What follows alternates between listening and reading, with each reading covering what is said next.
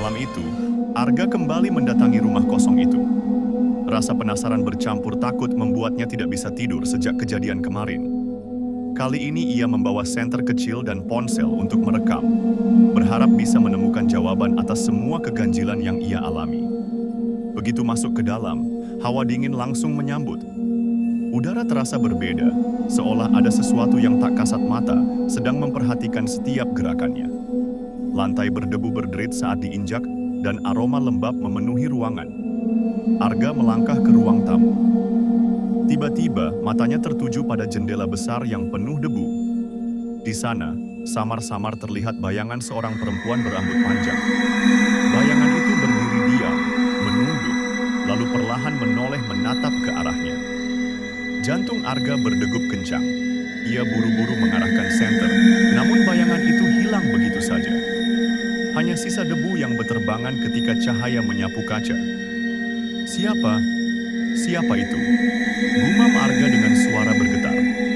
Ia mencoba menenangkan diri, lalu melanjutkan langkah menuju tangga. Saat itu, suara krek, krek terdengar, seperti langkah kaki yang menuruni anak tangga satu persatu. Perlahan, semakin dekat, Arga memberanikan diri menyorotkan senter. Kosong.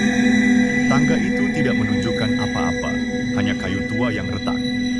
Namun, bulu kuduknya semakin berdiri ketika terdengar bisikan lirih di telinganya. Pergi, sebelum terlambat. Arga mundur beberapa langkah, matanya melirik ke segala arah. Ia mencoba menjawab, suaranya gemetar.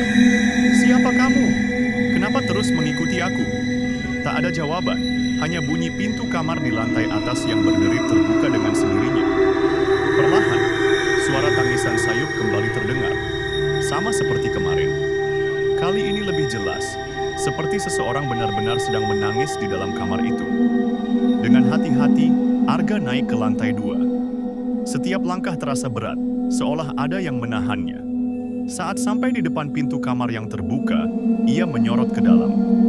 Ruangan itu kosong, kecuali kursi tua di sudut yang bergoyang perlahan, seolah baru saja diduduki. Arga menelan ludah. Tiba-tiba, di cermin retak di dinding kamar, ia melihat bayangan perempuan bergaun putih lusuh, berdiri tepat di belakangnya. Rambutnya terurai menutupi wajah. Arga menoleh cepat. Kosong. Tapi di cermin, sosok itu masih ada, semakin dekat, semakin jelas. Tangisan yang tadinya lirih kini berubah menjadi jeritan memilukan, membuat telinga Arga berdengung. Dengan panik, Arga menutup pintu kamar dan berlari menuruni tangga. Namun sebelum keluar rumah, ia mendengar lagi bisikan yang sama. Kali ini lebih keras. Kamu tidak boleh kembali lagi. Arga terhenti di depan pintu keluar. Keringat dingin membasahi wajahnya. Ia tahu, sesuatu di rumah itu bukan hanya sekadar ingin menakut-nakuti. Ada rahasia besar yang belum terungkap.